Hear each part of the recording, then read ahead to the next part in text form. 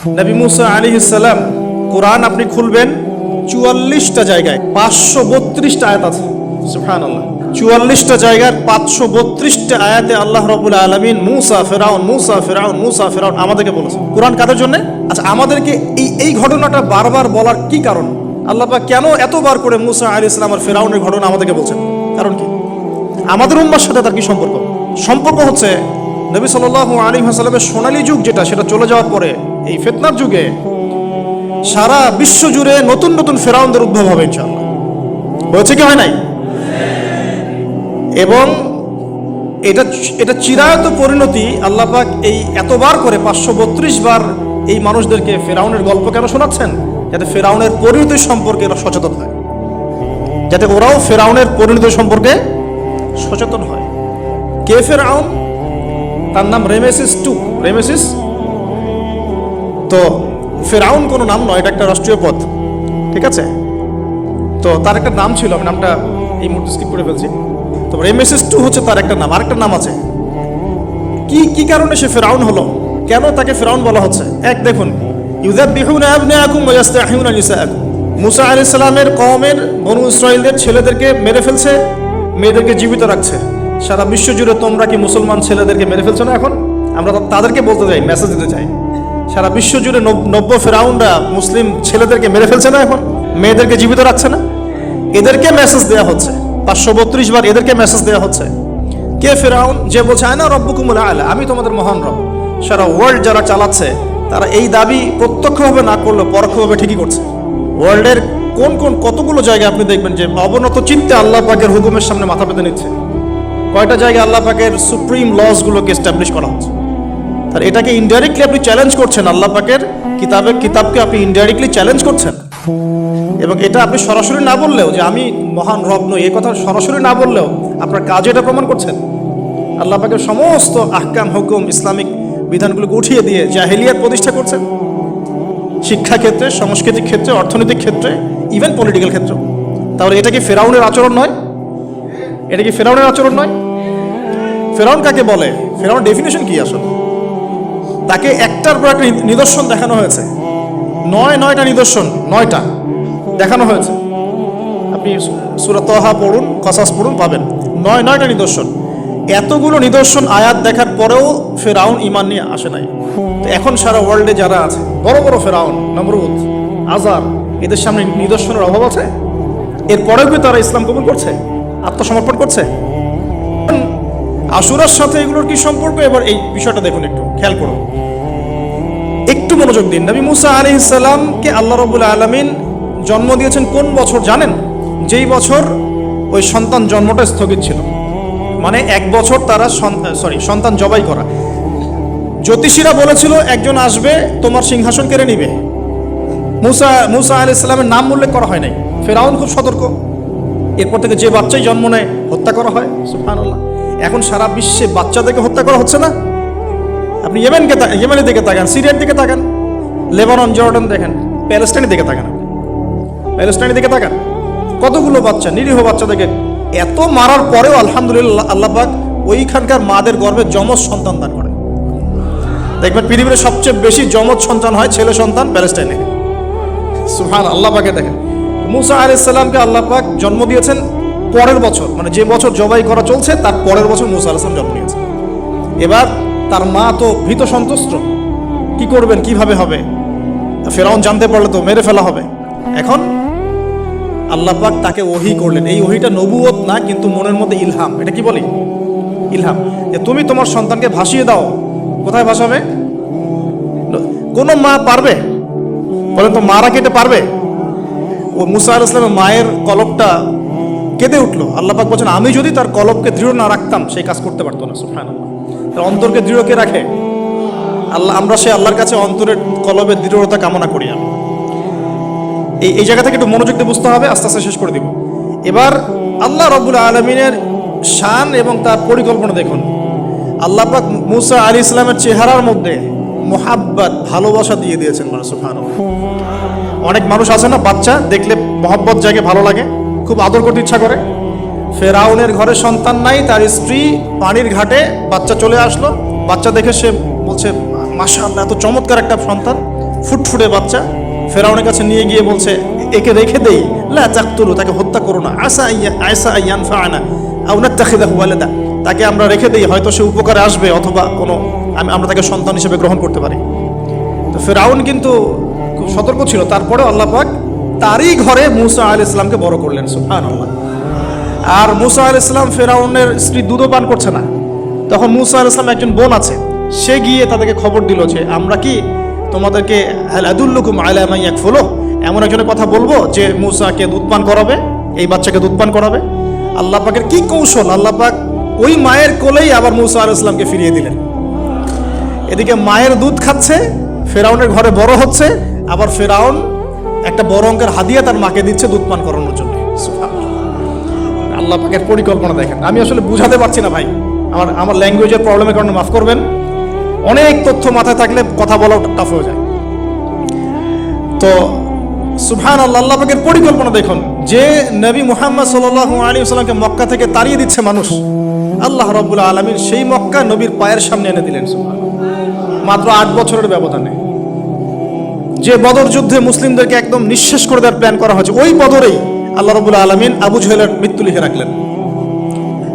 যে ইউসুফকে কুয়ায় ফেলে দিল তার ভাইরা, সেই ইউসুফকে আল্লাহ পাক সেখান থেকে রাজপ্রাসাদ, সেখান থেকে কারাগার, সেখান থেকে আবার নিয়ে আসলেন মিশরের পলিটিক্যাল পাওয়ার। আল্লাহর পরিকল্পনা।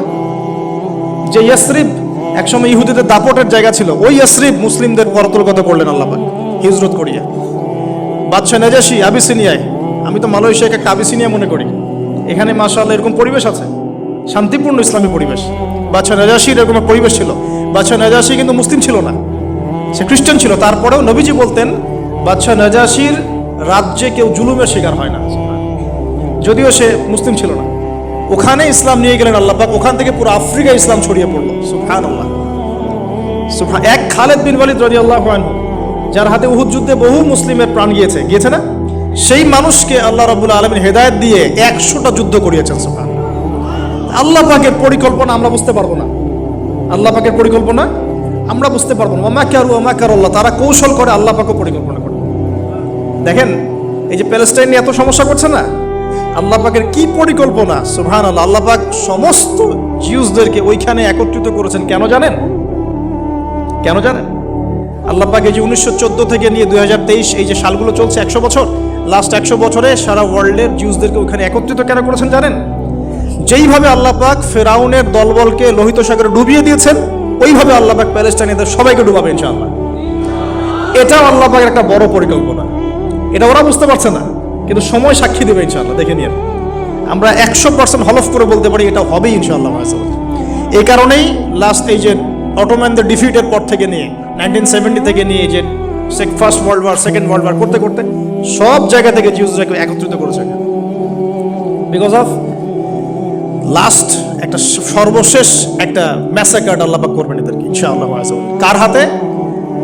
ঈসা আলাইহিস সালামের হাতে। আমাদের উম্মতের মধ্যে কে নেতৃত্ব দিবেন? ইমামুল মাহদি, যার নাম হবেন মুহাম্মদ। তার নাম কি? মুহাম্মদ। তার বাবার নাম আব্দুল্লাহ, তার মায়ের নাম হবে আমিনা। এটাও ক্লোজিং টাইম। এখন আসুন, তো আল্লাহ পাকের কি পরিকল্পনা। যৌবনকালটা আল্লাহ পাক মুসা আলাইহিস সালামকে ফিরআউনের ঘরেই কাটালেন, এবং আল্লাহ পাক মুসা আলাইহিস সালামকে দুটো গুণাবলী দিয়ে বড় করলেন। দুটো গুণাবলী মনে রাখবেন। এক হচ্ছে কওয়ী, তিনি শক্তিশালী ছিলেন, ফিজিক্যালি অনেক শক্তিশালী ছিলেন। আমিন মানে বিশ্বস্ত ছিলেন, কওয়ীউল আমিন, মনে থাকবে ইনশাআল্লাহ। আমরাও আল্লাহর কাছে দোয়া করি, আল্লাহ আমাদেরকে কওয়ী বানিয়ে দিন এবং আমিন বানিয়ে দিন, আমিন। এবার যৌবনে উপনীত হয়েছেন, টকবকা রক্ত, বাইরে বের হয়েছেন। বাইরে বের হয়ে দেখছেন যে দুজন ব্যক্তি লড়াই করছে, রজুলান ইয়াকতাতুলান, দুজন ব্যক্তি মারামারি করছে। একজন মিন শিয়াতি, তার বনু ইসরাইল কওমের মধ্যে, আরেকজন হচ্ছে আদুই, তার শত্রুর মধ্যে। তো মুসা আলাইহিস সালাম গিয়ে সাহায্য করতে চাইলেন তার কম। আমরা বলি না দেশি ভাই সাপোর্ট, ঠিক তাই না? আচ্ছা, তো মুসা আলাইহিস সালাম গিয়ে সাপোর্ট দিতে গিয়ে শুনেন, ফাওয়াকাযাহু মুসা ফাকাদা আলাইহি, মুসা আলাইহিস সালাম মাত্র একটা ঘুষি দিয়েছেন, এক ঘুষিতেই ওই ব্যক্তি ডেড, স্পট ডেড। এই যে আমি গত একটা লেকচারে বলেছিলাম, চাইনিজ কন্টিনেন্টে যে মার্শাল আর্টসগুলো গড়ে উঠেছে এই কোরআন থেকে গড়ে উঠেছে। তার আগে ওদের সভ্যতা ছিল, সংস্কৃতি ছিল, ঠিক আছে। এক ঘুষিতে মানুষ মারা যায়, এটা কোরআন বলেছে। এক ঘুষিতে মানুষ মারা যায়, এটা কোরআন বলেছে ওরা এখন রিসার্চ করে বের করে যে 6টা-7টা স্পট আছে মানুষের দেহে, এক ঘুষিতে মানুষ মারা যেতে পারে। কোরআনকে আমরা মূল্যায়ন করি না, কিন্তু কোরআনকে সারা দুনিয়ার অমুসলিমরা মূল্যায়ন করে ওদের স্বার্থে তারা আমাদের কোরআনকে মূল্যায়ন করে, আমাদের হাদিসকে মূল্যায়ন করে। আমরা করতে চাই না, আল্লাহ মাফ করুক আমাদের। আমরা কোরআন পড়তে চাই না, গবেষণা করতে চাই না, অর্থ বুঝতে চাই না, একটু আরবি ভাষা শিখতে চাই না, কোরআনের বালাগাত ডেইলি একটু তেলাওয়াত করবো এক পারা, সেটা করতে চাই না। আল্লাহ পাক আমাদেরকে মাফ করুক এবং কোরআনওয়ালা বানিয়ে দিন। আমি কথাগুলো বলার উদ্দেশ্য আপনাদেরকে আঘাত করা নয়, আমি জাস্ট আপনাদের কলবে একটু ধাক্কা দেওয়ার চেষ্টা করছি, যাতে করে আপনারা সবাই কোরআন তেলাওয়াত করেন ডেইলি এক পারা করে। আল্লাহ কবুল করে নেন। এবার আসুন দেখুন, এবার কি হলো, এটা ইন্টেনশনালি ছিল না, আনইনটেনশনালি মুসা আলাইহিস সালাম এখন কিন্তু মানে হত্যার অপরাধী হয়ে গেছে, তাই না? ফেরাউন তাকে ধরার জন্য বের হয়েছে দলবল নিয়ে, ওকে ধরতে হবে, এবার অ্যারেস্ট করতে হবে। তো একজন এসে পরামর্শ দিল যে তুমি এখান থেকে চলে যাও, তুমি এই মিশর থেকে চলে যাও, বের হয়ে যাও, নাহলে ফেরাউনের বাহিনী তোমাকে পেলে ধরে ফেলবে। এবার মুসা আলাইহিস সালাম চলে গেলেন কোথায়? মাদিয়ান। কোথায় বলেন? অনেক দূরে মাদিয়ান। মাদিয়ানে গিয়ে তার না আছে কোনো শেল্টার, না গার্ডিয়ান, না কোনো খাবার, না পানি, কিছুই নাই। ঠিক নবী সাল্লাল্লাহু আলাইহি ওয়াসাল্লামের সাহাবীরা হিজরত করেছেন আবিসিনিয়ায়, নবীজি হিজরত করেছেন একবার তায়েফে, ওখানে মার খেয়ে চলে আসতে হয়েছে না, মনে আছে? তায়েফের 3টা গোত্র ছিল, আব্দে ইয়ালাইল, আব্দে মাসউদ, হাবিব বিন আমর, এই 3 গোত্রের নেতা ছিল। এরা নবী সাল্লাল্লাহু আলাইহি ওয়াসাল্লামকে ছোট ছোট বাচ্চাদেরকে দিয়ে পিটিয়েছিল, নাউজুবিল্লাহ। তারপরে নবীজি বদদোয়া করেন নাই, ওখান থেকে চলে আসছেন মক্কায়। আমি গুছিয়ে বলছি শর্ট করে।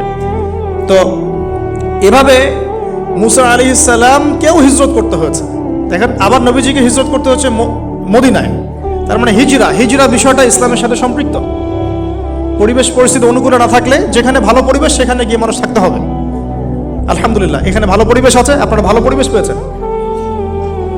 কিন্তু যারা চ্যালেঞ্জ গ্রহণ করে সমাজের জাহেলিয়াতগুলোকে সরানোর চেষ্টা করবে, সংস্কারের চেষ্টা করবে, তারা আল্লাহর কাছে অনেক বেশি পছন্দের। তার মানে প্রথম ফাইট আমাদেরকে করতে হবে। করতে করতে গিয়ে এক পর্যায়ে যদি দেখি যে না, আর পারছি না, তখন কি? হিজরা। এটা মাথায় রাখতে হয়। এখন নবী সাল্লাল্লাহু আলাইহি ওয়াসাল্লামকেও করতে হচ্ছে। মুসা আলাইহিস সালাম চলে গেলেন মিশর থেকে কোথায় বলেন? মাদিয়ানে। তখন আরেকজন নবী ছিলেন, তার নাম কি? শুআয়ব। মাশাআল্লাহ, শুআয়ব আলাইহিস সালাম। শুআয়ব আলাইহিস সালাম সম্পর্কে আল্লাহ পাক বলেছেন তিনি অত্যন্ত চমৎকার বাগ্মী ছিলেন।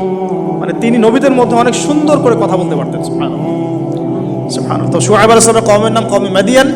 বলে রাখি, এই কওমে মাদিয়ানকে আল্লাহ রাব্বুল আলামিন ধ্বংস করেছেন সর্বপ্রথম ভূমিকম্প দিয়ে। কি দিয়ে?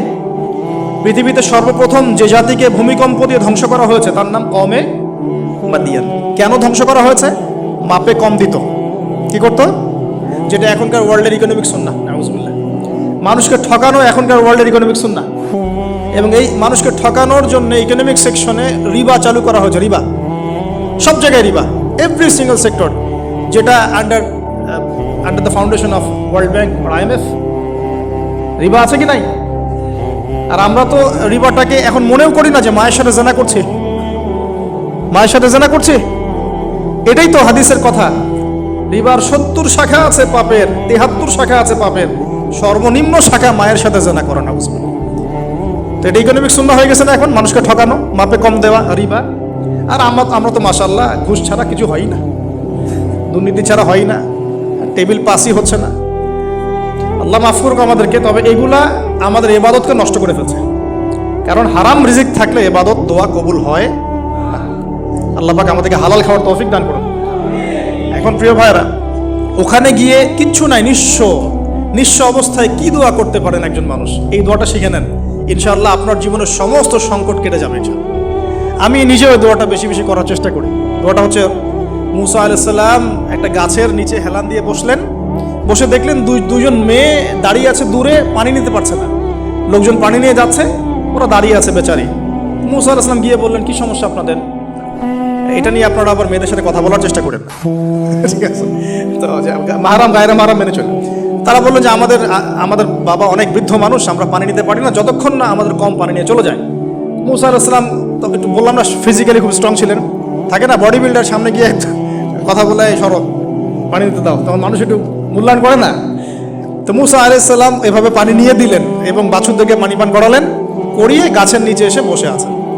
বসে বসে তিনি দোয়া করছেন। এই যে দোয়াটা তিনি দোয়া করছেন, রব্বি, একটা নেক কাজ করলেন না, মানুষের উপকার করলেন, নেক কাজ করে এসে গাছের নিচে বসে দোয়া করছেন, আল্লাহ এখানে তো আমার খাবার পানি বাসস্থান কিছুই নাই, আমি কি করব? রব্বি ইন্নি লিমা আনজালতা ইলাইয়া মিন খায়রিন ফাকির। রব্বি ইন্নি লিমা আনজালতা ইলাইয়া মিন খায়রিন ফাকির। আবার বলেন, রব্বি ইন্নি লিমা আনজালতা ইলাইয়া মিন খায়রিন ফাকির। অর্থ হচ্ছে, হে আল্লাহ, তুমি তোমার পক্ষ থেকে আমার উপরে যে নিয়ামতগুলো দিবে, আমি এর জন্য ফকির হয়ে বসে আছি। অর্থ বুঝে পড়বেন ভাই, নামাজ রোজা হজ জাকাত যাই করেন আল্লাহর ওয়াস্তে অর্থ বুঝে পড়বেন। অর্থ বুঝে পড়লে আপনার ইবাদতের স্বাদ পাবেন, তৃপ্তি পাবেন, আল্লাহর সাথে কানেকশন হবে, আল্লাহর নূর পাবেন, মাআরিফত পাবেন, সত্য স্বপ্নও দেখবেন তখন ইনশাআল্লাহ। তখন শুয়ে সত্য স্বপ্ন দেখবেন ইনশাআল্লাহ। আল্লাহ পাক তৌফিক দান করবেন। এবার আল্লাহ পাকের সাহায্য নেমে আসলো, ওই দুই মেয়ের মধ্যে একজন হেঁটে হেঁটে চলে আসে। এবার এই মেয়ের হাঁটা সম্পর্কেও কোরআন কথা বলেছে, সুবহানাল্লাহ। এই মেয়ে কিভাবে হেঁটে এসেছে এই হাঁটার বর্ণনাও কোরআন দিয়েছে। কোরআন বলেছে এই মেয়ে হেঁটে আসছে লাজুক পায়ে। কি পায়ে? এখন আপনি এই পুরো ওয়ার্ল্ডের মেয়েদের হাঁটা দেখেন, লজ্জা আছে? তাহলে মেয়েদের সাথে লজ্জা একটা গভীর সম্পর্ক আছে। এই মেয়ের প্রশংসা আল্লাহ পাক কোরআনে করলেন, লাজুক পায়ে লাজুক ভঙ্গিতে অবনত নয়নে সে হেঁটে আসলো।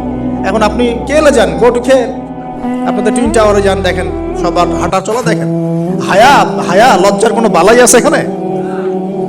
আমি গত লেকচারে বলেছিলাম যে আদম আলাইহিস সালাম এবং হাওয়া আলাইহিস সালাম, ইবলিস তাদের সাথে প্রথম যে আচরণ করেছে ওই ফল খাওয়ানোর পরে, সেটা কি? তাদের গা থেকে পোশাক খুলে পড়ে গেছে। মানে নগ্ন করে দিয়েছে আমাদের পিতামাতাকে, মহাবিশ্ব নগ্ন করে দিয়েছে কে? ইবলিস। এখন এই পৃথিবীতে আমরা যারা নগ্নতার চর্চা করছি তার কার এজেন্ট আমরা বুঝতে বাকি আছে? আমার কথা কি বুঝতে পারছেন কিনা?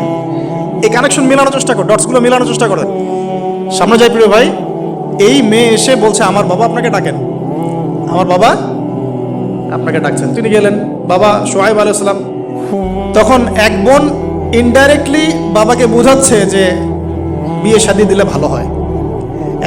এক বোন বলছে যে আপনি তো তাকে পুরস্কৃত করতে চাচ্ছেন, তাহলে এইরকম কবিউন আমিন একজন মানুষকে সবচেয়ে ভালোভাবে পুরস্কৃত করা যায় তার যথাযোগ্য প্রতিদান দেওয়ার মধ্য দিয়ে।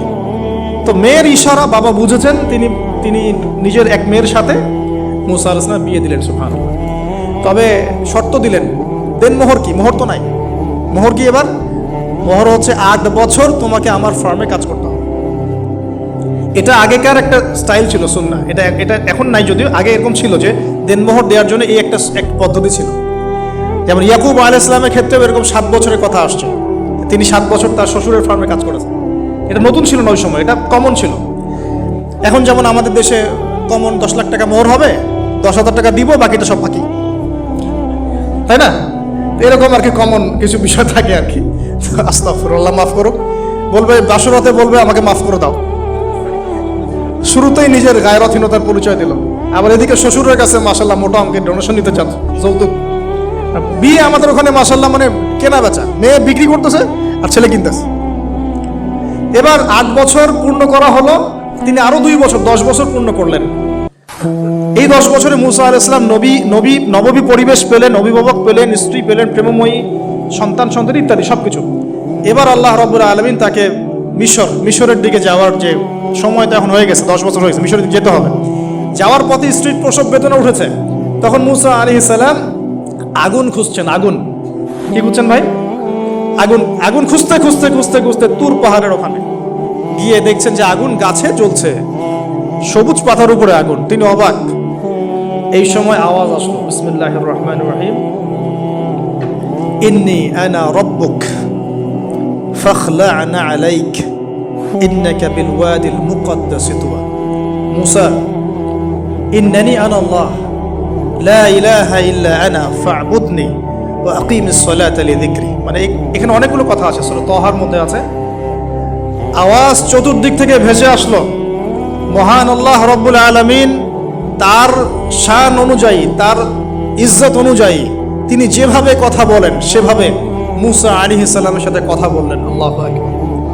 বললেন, ইয়া মুসা, হে মুসা, ইন্নানি আনা আল্লাহ, নিশ্চয়ই আমি আল্লাহ, লা ইলাহা ইল্লা আনা, আমি ছাড়া কোনো ইলাহ নাই, ফা'বুদনি, তুমি আমার ইবাদত করো, ওয়া আকিমিস সালাতা লিযিকরি, আমার ইবাদতের জন্য সালাত কায়েম করো, আমার জিকিরের জন্য সালাত কায়েম করো, আমার স্মরণের জন্য সালাত কায়েম করো।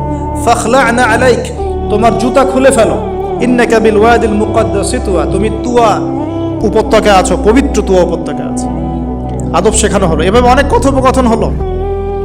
নবী মুসা আলাইহিস সালাম ভয় পেয়ে গেলেন এবং আল্লাহ পাক আরো কথা বললেন, ওয়ামা তিলকা বিয়ামিনিকা ইয়া মুসা, তোমার ডান হাতে এটা কি?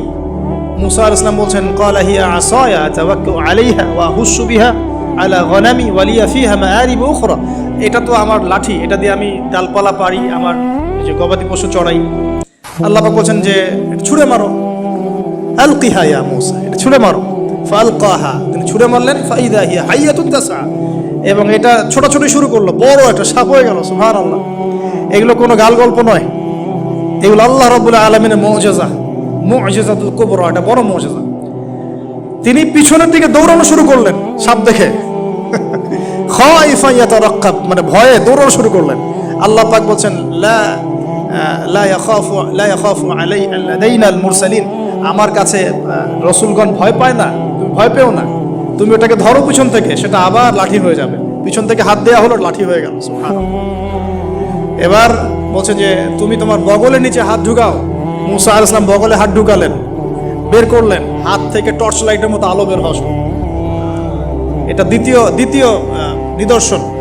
কেন দেয়া হলো নিদর্শন?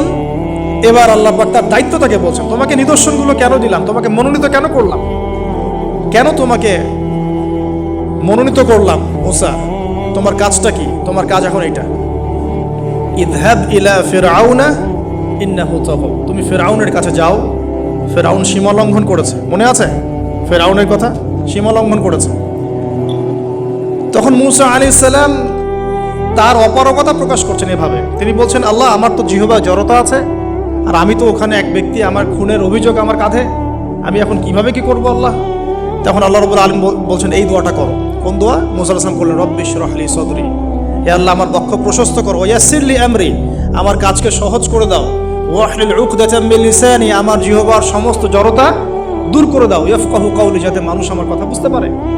আর আমার সাথে আমার পরিবারের মধ্য থেকে ওয়াজআলনি ওয়াজিরাম মিন আহলি, আমার পরিবারের মধ্যে একজন ওজির আমাকে দাও, সাথী। হারুন আখি, আমার ভাই হারুনকে দান করো। সুবহানাল্লাহ। তা হারুন আলাইহিস সালামকে নবুয়ত দেওয়া হলো, দুজনকে আল্লাহ পাক এখন বলছেন, ইযহাবা ইলা ফিরআউন, তোমরা দুজন এখন ফিরআউনের কাছে যাও। ফাইন্নাহু তাগা ফাকুলা লাহু কাওলান লাইয়িনা, তবে তাকে গিয়ে কর্কশ ভাষায় কথা বলবে না, নরম স্বরে কথা বলবে। দায়ীদের এখানে সুন্নাহ, দায়ীদের জন্য শিক্ষা আছে, দায়ী আলেম যারা মুবাল্লিগ তাদের শিক্ষা আছে। ফিরআউনের সামনে গিয়ে দাওয়াত দিলেও কিভাবে দিতে হবে? ফাকুলা লাহু কাওলান লাইয়িনা, নম্রভাবে কথা বলো। লাআল্লাহু, কেন নম্রতার সাথে? লাআল্লাহু ইয়াতাযাক্কারু আও ইয়াখশা, হয়তোবা নম্রতা প্রদর্শন করলে সে উপদেশ গ্রহণ করতে পারে, অথবা সে আল্লাহকে ভয় করতেও পারে। আল্লাহ পাক তো আগে থেকে জানেন সে ঈমান আনবে না, তারপরও আমাদের আদব শিখাচ্ছেন আল্লাহ পাক এখানে। তারা দুজন চলে গেলেন, দাওয়াত দিলেন। ফিরআউন মশকরা করছে, ওয়ামা রব্বুকুম ইয়া মুসা, তোমাদের দুজনের রব আবার কে?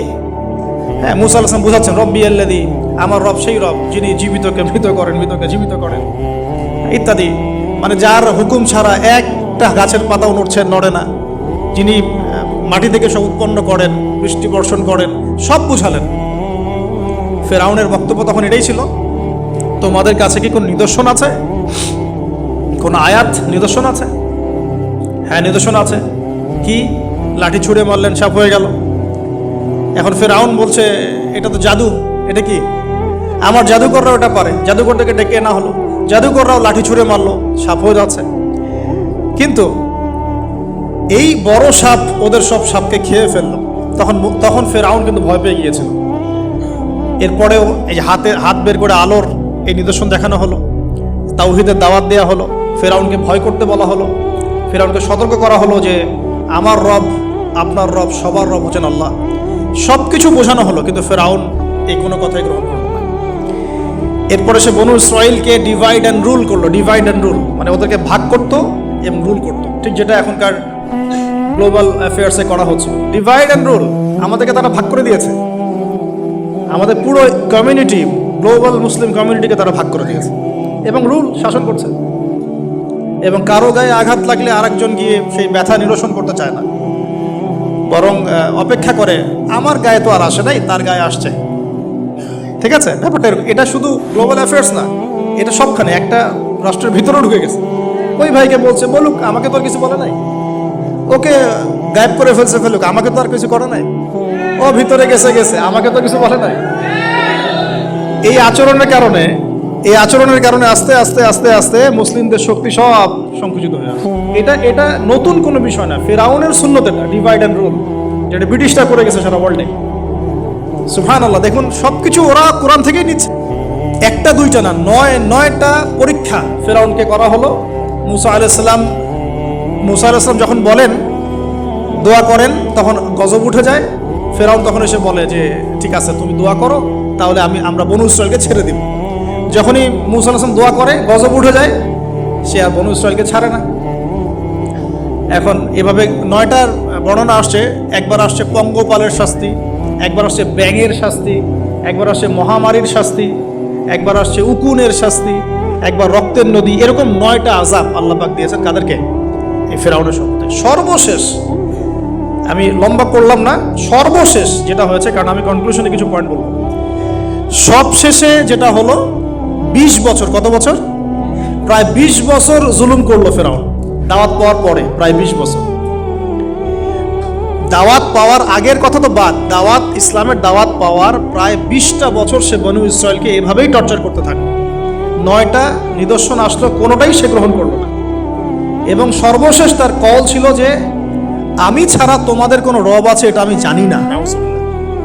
এবং সূরা নাবার মধ্যে আল্লাহ বলেছেন যে ফিরআউন বলেছিল আনা রাব্বুকুমুল আ'লা, আমি তোমাদের মহান রব। নাউযুবিল্লাহ। এই ছিল ফিরআউনের শেষ স্টেটমেন্ট। এবার মুসা আলাইহিস সালাম বনু ইসরাইলকে নিয়ে চলে যাচ্ছেন মিশর থেকে। ফিরআউন দলবলে ধাওয়া করছে, সামনে সাগর আর পিছনে ফিরআউনের বাহিনী। মুসা আলাইহিস সালাম এখানে বনু ইসরাইলকে নিয়ে একটা রিম রক বলি আমরা, যেটা পাহাড়ে উঠতে সামনেও যেতে না পারে, পিছনে যেতে না পারে, এরকম একটা অবস্থা। এই সময় মুসা আলাইহিস সালামের গোত্রের কিছু মানুষ বলেছিল যে ইয়া মুসা ইন্না লামুদরাকুন, হে মুসা আমরা তো ধরা পড়ে গেলাম, আমরা মনে হয় আজকে ধরা পড়ে গেলাম। এই অবস্থাতে মুসা আলাইহিস সালাম বলেছিলেন, একটু বোঝার চেষ্টা করেন, পিছনে ফিরআউনের বিশাল বাহিনী, সামনে সমুদ্র, যাওয়ার কোনো জায়গা নাই, একদম কোনো জায়গা নেই, খালি চোখে কোনো জায়গা দেখা যাচ্ছে না। ওই সময় খালি চোখে, বাহ্যিক চোখ দিয়ে কোনো উপায় দেখা যাচ্ছে না। বাহ্যিক চোখে ওই সময় কোনো উপায় দেখা যাচ্ছে না নিষ্কৃতির, নাজাতের। ঠিক এখন সারা ওয়ার্ল্ডে বাহ্যিক চোখে মুসলিমদের নাজাতের কোনো পথ দেখা যাচ্ছে না। বাহ্যিক চোখ দিয়ে কি করবে মুসলিমরা? খালি পড়াশোনা করবে, না কমিউনিটি করবে, না জিহাদ করবে, নাকি তাগুতের এগেনস্টে লড়বে? কি করবে মুসলিমরা? নাকি সারাদিন বসে বসে মসজিদে তাসবিহ টিপবে আর নামাজই পড়বে? কি করবে মুসলিম? বাহ্যিক চোখ দিয়ে এখানেও কোনো ফয়সালা দেখা যাচ্ছে না। তখন আল্লাহ রাব্বুল আলামিন মুসা আলাইহিস সালামকে একটা পরীক্ষাও নিলেন। একজন বলছে ইন্না লামুদরাকুন, আমরা ধরা পড়ে গিয়েছি। মুসা আলাইহিস সালাম তখন বলছেন দৃঢ় চিত্তে, কাল্লা কাল্লা, কখনো না, ইন্না রাব্বি মাইয়া সায়াহদিন, নিশ্চয়ই আমার রব আমার সাথে আছেন, তিনি আমাকে পথ দেখাবেন। সুবহানাল্লাহ।